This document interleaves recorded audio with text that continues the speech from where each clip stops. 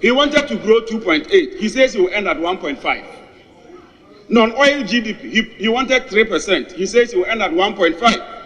Inflation, his target was 18. He will end at 31%. Primary balance, he wanted a positive primary balance of 0.5. He will end with a negative primary balance of 0.7.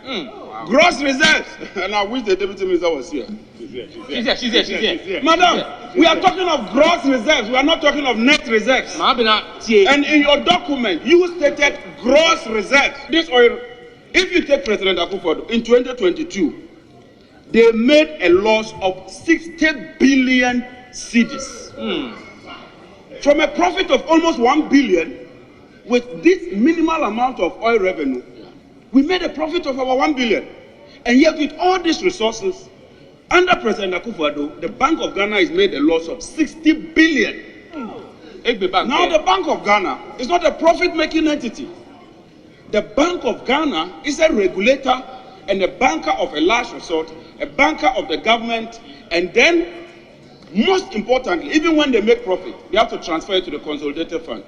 Mr. Speaker, look at equity, and that for me is the most important part.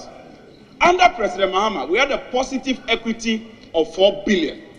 The equity is what, like, shareholders contribute. So when there's profit, you transfer to the shareholder in the form of transfer, which is equity. Mr. Speaker, today, the equity of the Bank of Ghana is negative 55 billion. Wow. Look, we've never witnessed this. Wow. And I think that this chamber, I'm putting politics aside on this call, this chamber should take an interest in investigating how come the central bank makes a loss of 55 billion in terms of equity. How are you going to pay this? Ghana can deal with this, is to print money. And when you print money, it's called seigniorage. It doesn't come with any backing because it doesn't come with value. It's just paper money you are dumping in the system. And when you dump so much paper money, it means that a lot of money is following or chasing fewer goods. Hi guys, so welcome once again to Beyond the Classroom. So this is Honorable Mujahid Official speaking. Today I am not hosting a show. I am coming to update you on certain issues that are arising in Africa, especially in West Africa to be precise. There was a coup that is staged at Niger by the military, and you know, a lot of people are giving their opinions here and there. You and I can testify to the fact that Tinubu obviously is the leader of ECOWAS, as we talk right now, that he is the chairperson of ECOWAS, or the chairman of ECOWAS. And for him to come and give his remarks, you know, Niger is located in West Africa. That is part of the ECOWAS countries. And for the leader of ECOWAS, you know, he should be concerned with the coups, the number of coups that are staged in ECOWAS, like within the ECOWAS bloc.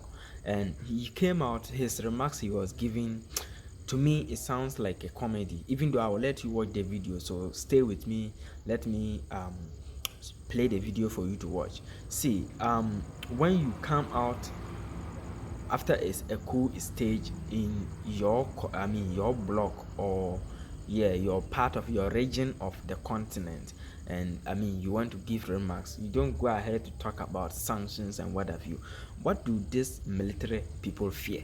What are sanctions? How do you even sanction a country and you expect them to suffer if they are capable of doing what they are doing? Because it's only in Africa that we fear sanctions. Why should we fear sanctions? I don't think a country with competent leaders should fear sanctions. What are the sanctions you can place on them? The worst thing you can do is to maybe stop them from traveling, and what is it? If they are capable of doing everything, that producing anything that they want or everything that they want and catering for themselves, what are the sanctions that you can place on them? Or you want to send a military over there? They are military and they've taken over. And mind you, after this speech from Tinubu, the military out there, they got annoyed and they said they are sounding warning to the ECOWAS bloc, that they are not part of them. If only they are not happy with what they are doing, they are not part of ECOWAS anymore. And also the ECOWAS or the other African countries that have staged coup, that's Guinea, Burkina Faso and the rest, have teamed up, or they've come together as to form alliance, that they are ready for any quote and unquote any stupid country or bloc that will come and say they want to defend the government in their country. On the basis on which they stage the coup is include economic mismanagement, corruption and the rest of this. These are not things we should be encouraging in countries, even though coup is not an option. So what I was expecting Tinubu to come and say is that you should be trying to advise the other African countries. Yes, say when your hair is burning, or is it when your hair is burning, you have to fetch water and wetting your beard, so that it doesn't burn everything.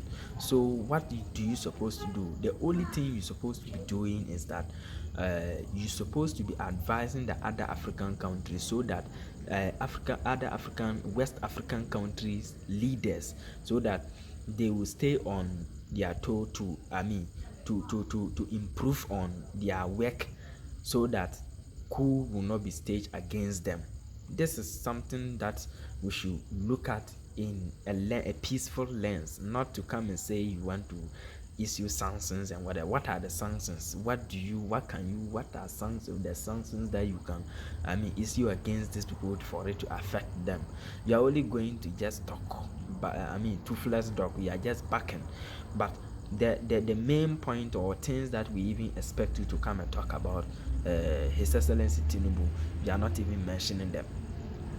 We don't need these sanctions and what have you. We are tired of hearing people say, I will sanction you, I will sanction this. What are the sanctions you can place when people are dying of poverty, when corruption is killing everywhere, here and there? Even the finance minister cannot even account for the losses that or the records that he has tracked. I just can't get this. Let me first of all play the finance minister video, then you watch it. After that, I will continue with the video that Tinubu made, or the speech Tinubu gave concerning or regarding this coup.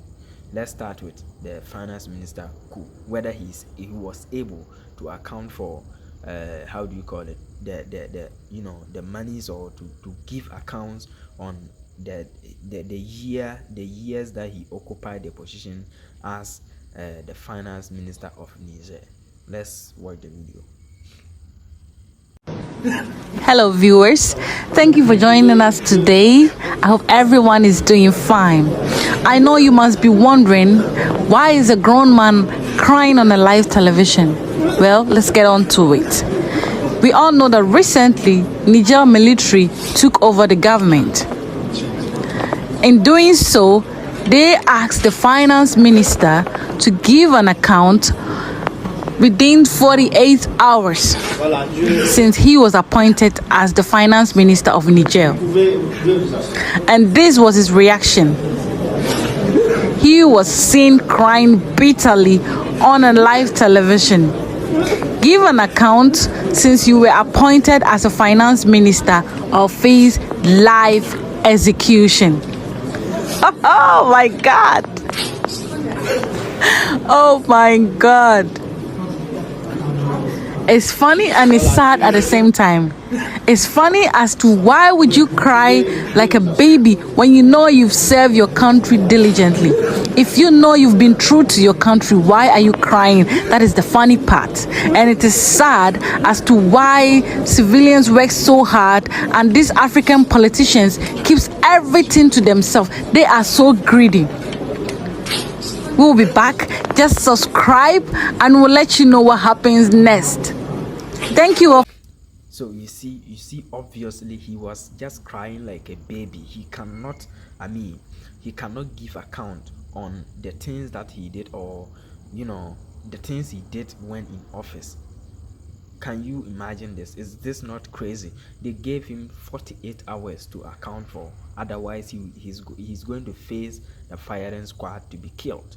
You know, these are some of the things that should serve as warning for other African leaders to start, doing their work very carefully. Especially my country, Ghana. We are going through a lot of crises here and there and what have you. We supposed to be thinking wiser than we were before, so that some of these things will not visit us. But if you come out and start talking about I will issue sanctions and what have you, what are sanctions you can issue? Like ECOWAS, for your information, ECOWAS is not just a development bloc. It's a bloc that was created by the whites to, how do you call it? We call that divide and rule. They just want you to become disunited. They want Africa to become disunited so that they can have the opportunity to rule all of you. Because when they divide you into blocks, that is the only way they can get you, because the whole of Africa cannot just be ruled by out there. They have to divide you into blocks so that you don't care about each other and you stay as blocks, claiming to be united. What is this unity when the whole of Africa cannot come together? Then we now have blocks: East Africa, West Africa, what have you, Africa. What is that? Is this not crazy? This is nonsense. It doesn't make any sense. They just hid behind the scene and created all these things just to divide you and rule you. That is all. They just want to rule Africa. That is all. So why do we have West African ECOWAS, West African country, blah blah blah blah, and yet all the West African countries are still begging from out there when we need help among ourselves? Our neighbors or our neighbors cannot help us. We can't help each other unless we travel to the Russia, we travel to the US, we travel to the UK, we travel to China, we travel to Germany, wherever. We go out there to still beg. It is sad for us to be thinking that the blocks that we were divided into is a way, is a means to an end. It's nothing. It's just nothing. It's a waste of time. It's a waste of resources. It's a waste of men. It's a waste of everything that we invest into it. We are just whiling away time. It's like we are not using our heads yet, unless we just start from here, learn lessons from the coups that are being staged in. You see, every day when you sleep and wake up, coup here and there. Are we not tired of coup d'etats in the 1970s, 60s, 80s, 90s thereabout? Are we not tired? Is Africa still going to be staging coups here and there every day in, day out? Can't we practice the democracy?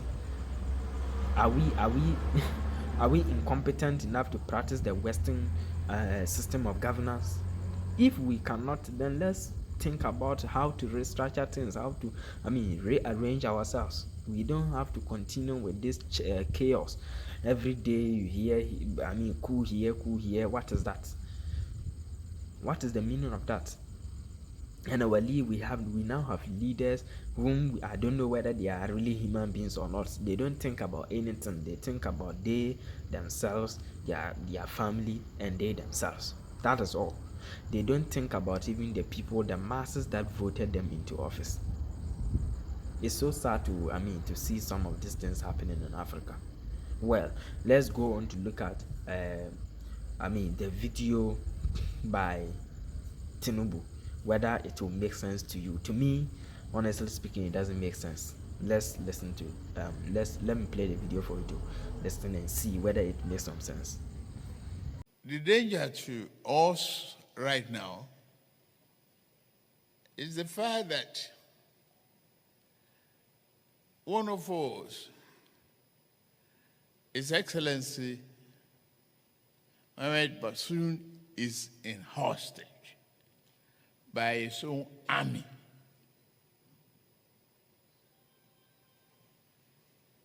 The presidential guard. What a calamity. It's an assault on every one of us. And we must take a very strong action. We want to protect the life of Bazoum, President Bazoum.